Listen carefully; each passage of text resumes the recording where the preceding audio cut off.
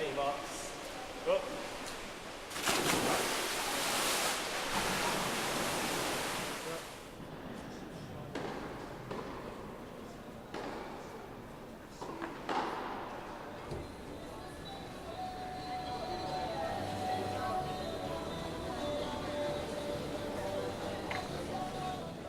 My name's Darren, I do judo.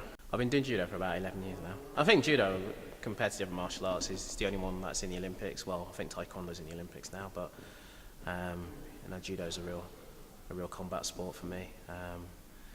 Boxing, wrestling, I know the other sort of the sort of sports I respect, but judo's pretty tough, really. We normally have a session in the morning, which is a couple of hours, and a session in the afternoon, and a couple of days a week we have a session in the evening as well, so training can be sort of 2 or 3 times a day.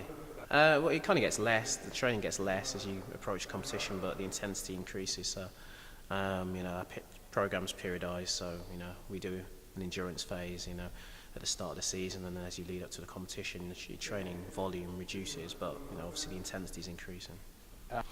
Well, judo is a weight related sport, so obviously you have to make your weight category, so I don't have to diet too hard to make my weight. I've only really got to lose a couple of kilos, so that's not too bad, really. My coach, my coach motivates me. I think I've been doing judo long enough now to realise that if you're going to do it, you have to do it properly. It's not much of a fun sport if you're not doing well in it. To be honest, it's not like a team sport where if you're having a bad day you can be substituted, or you can have a rest. At the end of the day, it's just you out there. So, there's really not much fun in losing. So, I really give it my best while I'm doing it.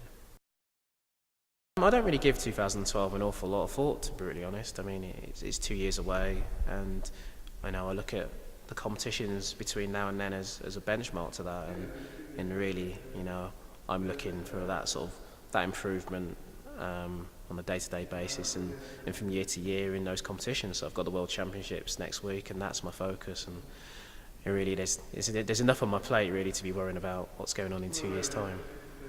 My identity is me. I've got lots of interests. I'm studying, I'm interested in music, I do some work with young offenders, I do lots of different things and try and keep a balance to my life and not let judo be the be all and end all, because I've had a couple of injuries recently. I popped my rib about 3 weeks ago, so I'm kind of carrying that into the competition. I broke my finger on Monday, so you never really know what's going to happen in the future, so you've got to have a balance, really. I'm doing psychology. It's my second degree. I've done a master's degree before, but I'm quite interested in doing forensic psychology, so that's what I'm thinking about at the moment, yeah. Yeah, no, I played the piano and guitar, so I play into quite a good standard as well, but obviously judo kind of wrecks my fingers, so the guitar is certainly a lot harder, really. But I do play when I can, really, but obviously I don't get that much opportunity to do it, really, so I do miss it a little bit, but I'm sure I'll have plenty of time to play when I'm practicing judo. Good luck. I'm going to need it, I think.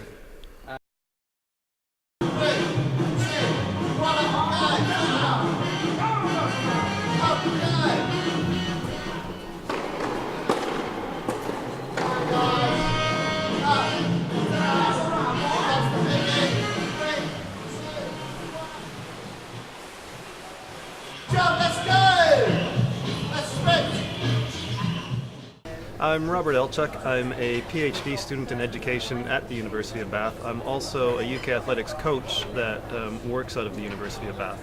My name is Ben Musgrove. I participate in the 100-200 metre sprint for T36 classification, and I won the silver medal in Beijing. The sports that I specialize in basically are speed and power sports. 100 meter, 200 meter sprinting. I do some work with some rugby players. I also do some work with bobskeleton athletes, and I have in the past done some work with British bobsleigh athletes. I was always involved in sport from kind of secondary school onwards, really. My PE teacher kind of got me involved to start with, and kind of, I did lots of different sports. Eventually, my PE teacher decided I was quite good at athletics. I didn't think I was particularly good, but I went along anyway, and every year we would turn up at national champs and not do very well. I came to Bath initially to finish my MSc in sports science, and I did a placement here with the sport development department, and I've just stayed since then. I started coaching when I was here, and because of the coaching I've just stayed here.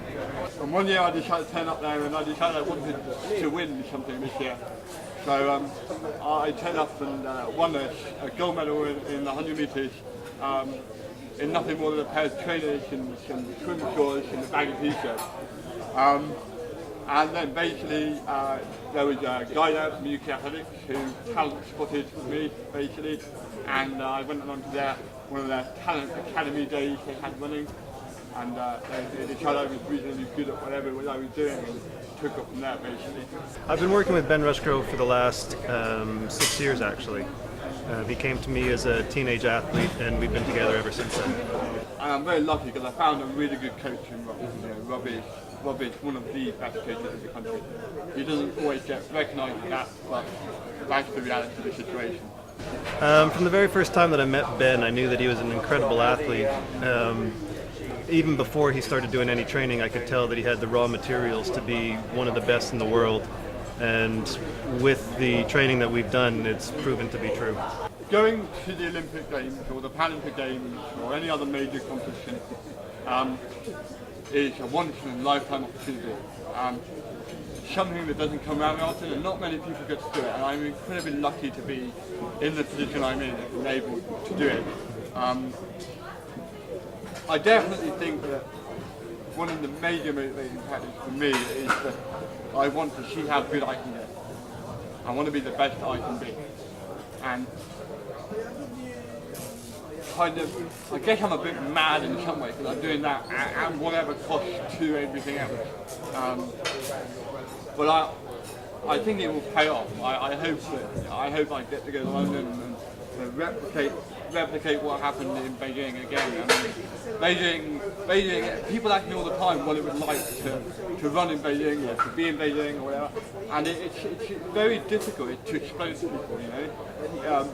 Unless you've been there and done it,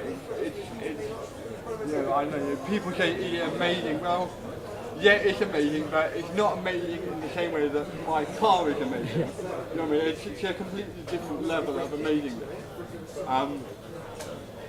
And I definitely think that, I want to replicate that feeling again. I want to be there again. I want to stand on that start line again, and look out and see the 70,000 people watching you, and have only a billion people around the world watching you. And I just think that is incredible. Prior to Beijing, about 3 weeks from arriving at the airport, I twisted my ankle and broke my fifth metatarsal. It was quite a lucky break though in some ways. It was a nice clean break. There was no kind of jagged edges or anything going on. And but it massively altered the training program we had to do and everything else. And again, really credit to Rob. He kind of took his breath for it. Everything I planned for has all gone out the window now. We've got to come with a new plan, and we executed that new plan very, very successfully with the country.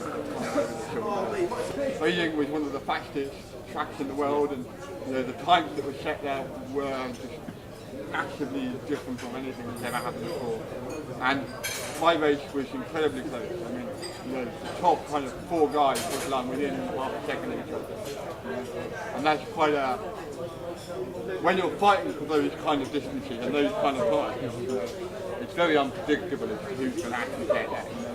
It's almost to the point where it's like whoever has that extra little bit in their legs or that extra step, that's what it takes to win. And hopefully in London I'll go along and annihilate them all, but I'm being realistic here, and it's probably not going to happen if I'm honest. I'm probably going to go along and I have to fight for every inch of that track. It sounds strange to say, I think that being a home games has massive advantages for the athletes at the home town. Yeah? If nothing else, we have the fact that we've got extra investment going into sport now that we didn't have before. We've got a situation where there's increased public interest in it, increased media coverage and everything else. But that can also be a bad thing. That can have negative effects as well. If we have too much media coverage and athletes aren't able to cope with that pressure and everything else, that can be a really negative impact on the performance. So really, it's difficult because there are pros and cons to home games. And, whilst there are many pros, there are also a lot of disadvantages as well. I think in London, I think the pressure will definitely be on to perform, to do our best. But in some ways, I'm definitely ready for it. I'll do my best in London, and actually that's all I can do. In London, I can walk out outside everything I've done up to this moment. It's absolutely perfect, and I can't possibly change anything I've done now. And I just do whatever I can do. And if it's good enough, it's good enough. And if it's not, then at least I know I tried my best. Wheelchair athlete, whether it's what's called an able-bodied athlete, there are always going to be differences in personality, and one of the things to make sure is when you're dealing with someone who's been given the label of a disability athlete, that you don't let the disability run what you do with them. There are personality differences, there are emotional issues that need to be dealt with, just like there are with anybody else, and being aware of these things is really important. There's no higher incidence of anything with someone with cerebral palsy. It's just making sure that you're aware that there are individual differences and other things that may be needing to be dealt with. Otherwise, they get treated just like anybody else. Motivational issues are exactly the same between the able-bodied and the disability athlete. One of the harder things is that with disability athletics, there isn't a 2-year cycle. The World Championships and the Paralympic Games work on 4-year cycles, whereas in able-bodied athletics, it's a smaller cycle because World Championships are held every 2 years. So it's a much smaller down period. Whereas with disability sport, you have a much larger down period, and you do have motivational issues.